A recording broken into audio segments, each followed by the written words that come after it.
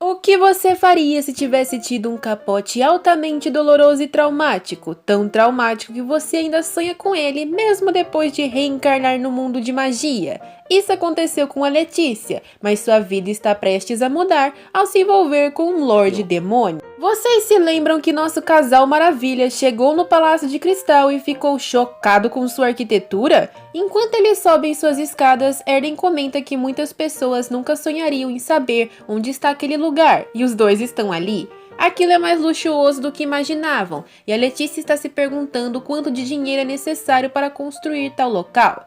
De repente, eles escutam demônios reclamando do porquê não conseguem entrar ali. Aquilo é estranho, já que parecem aristocratas bem vestidos e mesmo assim estão sendo barrados.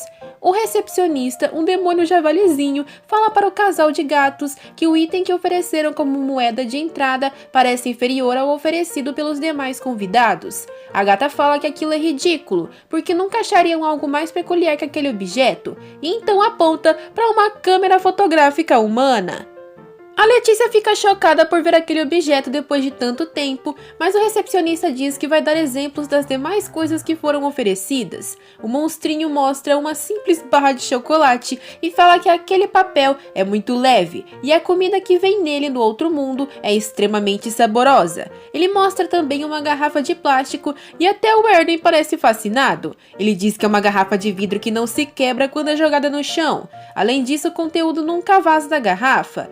Todavia, o que os demônios gatos trouxeram não parece passar de um simples metal inútil, então não terão autorização para entrar ali com aquele pagamento. Pelo visto, a taxa de entrada ali é um item do outro mundo, e Letícia não perde tempo em se meter na conversa. Ela deixa claro que não possui um item de dimensão, porém pede para mostrar o que o item do casal demoníaco pode fazer. E se for realmente incrível, ela e Erden poderão entrar assim como eles. A gata fica confusa e pergunta o que o item faz. E o Erden começa a perguntar se ela já viu aquilo em sua última vida baixinho. Depois de pedir silêncio, a garota anda até eles e tira uma foto do casal com a câmera instantânea. Os gatos se sentem atacados e começam a rosnar para ela, mas Letícia nega e mostra a foto saindo do objeto. Ela pede para que aguardem alguns segundos, já que se trata de um papel mágico. E assim que a imagem aparece, eles ficam chocados com o tempo rápido do desenho que aquele instrumento fez, sem contar a quantidade de detalhes. Letícia fala para o recepcionista que ele não tem um olho muito bom para julgar o valor de objetos, já que aquilo é 1000 vezes mais valioso que a garrafa e o papel. O javalizinho pede desculpas por sua ignorância e pede para todos segui-los para dentro do palácio. O Erden novamente está encantado com a inteligência de sua esposa, que só agradece aos céus por ter um filme ainda dentro da câmera. O gato demoníaco diz que jogou mal eles pelas roupas esfarrapadas e a gata diz que foi surpreendida, o que é meio que um agradecimento do jeito demoníaco. A porta então é aberta e todos finalmente chegam no grande salão do Palácio de Cristal. O hall está cheio de monstros e humanos finamente trajados, e o javalizinho diz que para alguém com tanto conhecimento sobre a civilização superior como ela, existe uma área separada e VIP, onde aqueles interessados no assunto podem conversar de forma privada. A Letícia concorda que é muito inteligente nessa área, enquanto Erden diz que ninguém é melhor que sua esposa. O javalizinho tá doido pra ela vazar alguma informação interessante pra ele.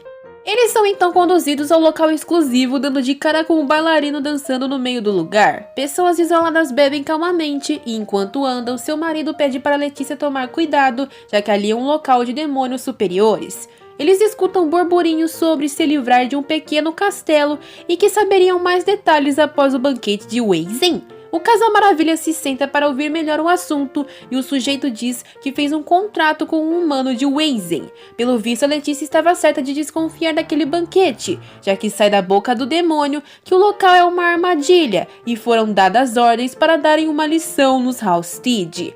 Erden fica muito chocado e sua esposa o acalma enquanto o demônio continua a explicar exatamente o que vai fazer. Eles não vão invadir o castelo de Weizen, pois isso só causaria uma guerra desnecessária. Então ele decidiu destruir um pouco a casa dos Halstead enquanto estiverem fora, já que os Weizen se aliaram a eles, a caça dos demônios diminuiu e os negócios na Terra dos Demônios estão prosperando. Porém precisam tirar os Halstead do caminho, visto que eles conquistaram Valossa, local de sua melhor entrada. Entrada? O que isso quer dizer? De qualquer forma, eles continuam a dizer que deveriam tomar o castelo de Valossa com a ajuda que alcançaram, já que Veloça era o caminho mais seguro para o deserto. Eles perderam inúmeros clientes lá e ainda vão perder mais. O casal Maravilha sai do recinto e Erden começa a descer as escadas correndo, pensando em voltar imediatamente para Halstead para defender o castelo. Mas a querida Letícia diz que aquilo não é necessário, pois já cuidou, deixando o local mais seguro. Não há nada com que se preocupar. A conversa dos demônios continua, com um deles questionando Belaire, o líder demoníaco, se ele pode confiar em humanos como os Weizen. Belaire afirma que ele não confia nos humanos, e sim em sua ganância. E meu Deus, pode até ser que ele seja malvado, mas bonito ele também é. Saindo finalmente do Castelo de Cristais, Letícia explica a ideia que teve a partir do raciocínio sobre o Castelo de Weizen sempre estar seguro, enquanto os demais, sem seus mestres, estariam vulneráveis. Ela pediu então algo para Alexa antes de saírem, e agora tudo vai estar arranjado.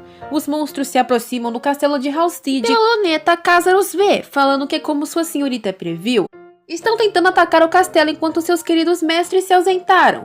Pelo menos eles chegaram na hora do jantar. Jantar de quem? Do nosso querido dragãozinho, que voa pelos céus e pousa bem na frente deles. Letícia deixou a sua ordem. Valanas vai precisar de um tempo para se exercitar, e não existe exercício melhor que caçar sua própria comida, né? Erden está surpreso por ela ter pensado naquilo com tão poucas informações. Assim que entram na carruagem, Letícia afirma que é por isso que os demônios vêm prosperando. Os Weizen simplesmente pararam de caçá-los. Erden tira sua máscara para mostrar o seu rosto com uma expressão de repulsa. Eles não podem voltar a Halstead, pois se não comparecerem ao banquete, serão excluídos de qualquer assunto relacionado aos demônios. Desde que estabeleceram presença no norte, eles vão seguir o plano normalmente e agir com cuidado quando chegarem no evento. Eles vão pensar que eles estão na vantagem, afinal de contas, ninguém imagina que fizeram uma paradinha no Palácio de Cristal. Erden respeitava tanto o Duque de Weizen e agora ele se rendeu a um acordo demoníaco, por confiar demais no poder do próprio artefato. Aquilo é vergonhoso. Todavia, se não fosse pela sabedoria de Letícia, eles nunca saberiam daquilo. Ele novamente se sente em dívida com ela, mas a Letícia fala que ele não lhe deve nada e que aquilo é seu dever. A garota se sente machucada quando ele fala aquelas coisas. O Lorde Demônio continua a dizer que o Duque o traiu e traiu os humanos. Eles precisam descobrir por que ele fez algo tão arriscado e o que realmente ele planeja. Bom, eles chegam no local do banquete e está cheio de gente fofocando sobre o casamento dos outros, roupa dos outros, interesses políticos, sobre o Castelo de Cristal, e a música também tá rolando solta. Até que é anunciada a chegada do Mestre do Norte, Lord Erden Astar Lorraine El Halstead, acompanhado de sua esposa, Letícia Grey Halstead. Obviamente, eles se tornam o centro das atenções assim que entram, e Letícia pode sentir o olhar do Duque dos Weizen imediatamente. Assim que são apresentados, os murmúrios sobre o Lorde Monstro já começam, e junto disso sussurros sobre sua esposa, filha dos Grey, que foi obrigada a se casar com ele, e se questionam do porquê dela usar uma máscara. O Duque de Weizen vem recepcioná-los por aceitar o convite. Olhando apenas para Erden, ele fala sobre o sucesso da caça aos monstros que partiu dos Halstead e combina de conversar em breve no futuro sobre esse assunto. Antes que o Lorde possa começar um assunto de verdade, o Duque se afasta, mandando eles aproveitarem o banquete. E para pouca surpresa de Letícia, ele não se referiu a ela nenhuma vez, como se não a enxergasse. Ou ele está ignorando ela intencionalmente? Não dá para saber. Seu marido fala que vai tentar seguir o Duque e ela diz para ele ter cuidado. E o Erden deseja o mesmo para ela. Mas por que ela precisaria ter cuidado ali? Imediatamente, comentários cruéis começam a ser ouvidos pela garota, querendo saber como ela é por debaixo da máscara, já que todos dizem que ela possui uma beleza estonteante, ou talvez seja horrível. Eles estão sedentos para saber seu rosto, e alguns passam a empurrando e outros até derrubam bebida nela, pedindo desculpas falsas depois. Se aproveitando de chegar perto da Letícia, a mulher que derrubou a bebida puxa a fita de sua máscara. Enquanto ela cai, a garota entende porque seu marido a alertou. Os comentários sobre ela não ser tão bonita aumentam. Depois falam que ela é melhor que suas irmãs. A filha dos Grey deve estar ali para conseguir um segundo marido, talvez, já que não deve ser fácil estar com o Lorde Demônio. Ela não rejeitaria nenhum pedido de casamento para fugir do monstro, né? Enquanto estava no castelo de Halstead, Letícia se esqueceu que os humanos podem ser piores que demônios.